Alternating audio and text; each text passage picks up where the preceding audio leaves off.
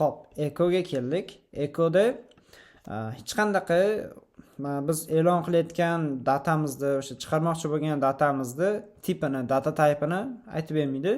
U shunchaki brauzer oynasiga ko'rsatib beradi. Ya'ni mana masalan bu yoqda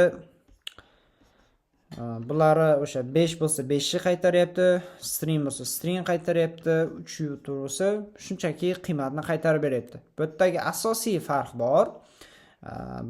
Bu yerda ekoda biz bir nechta o'zgaruvchini, bir nechta datani bir vaqt o'zida virgul orqali ajratib chiqarsak bo'ladi. Masalan, 3 asosiy farqdir. Ya'ni mana bu yerda bizda ikkita o'zgaruvchi bor. Ikkita o'zgaruvchini bir vaqt o'zida bitta ekoda chiqarishimiz mumkin.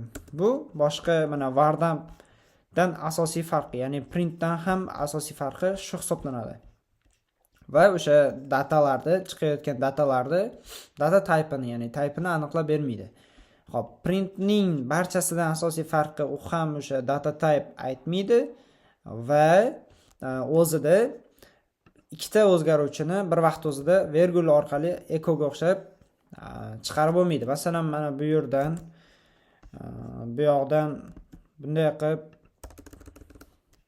printda x ni chiqarsak, hozir bu x chiqadi, ya'ni 3 chiqaveradi.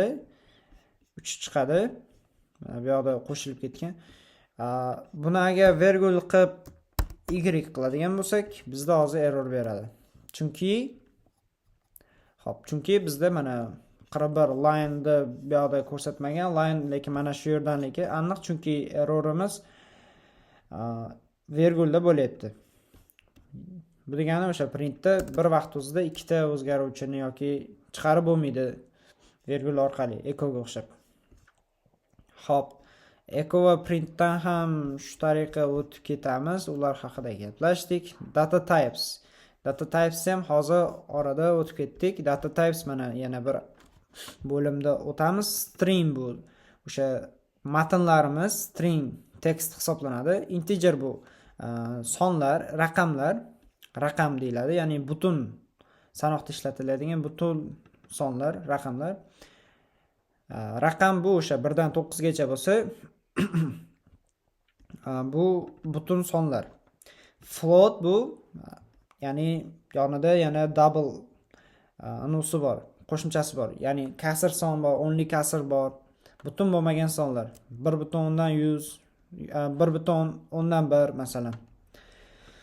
Boolean bu data type asosan biror bir narsani check qilganda, ya'ni bu to'g'rimi yo'qmi, true false, ha yoki yo'q javobini beradi.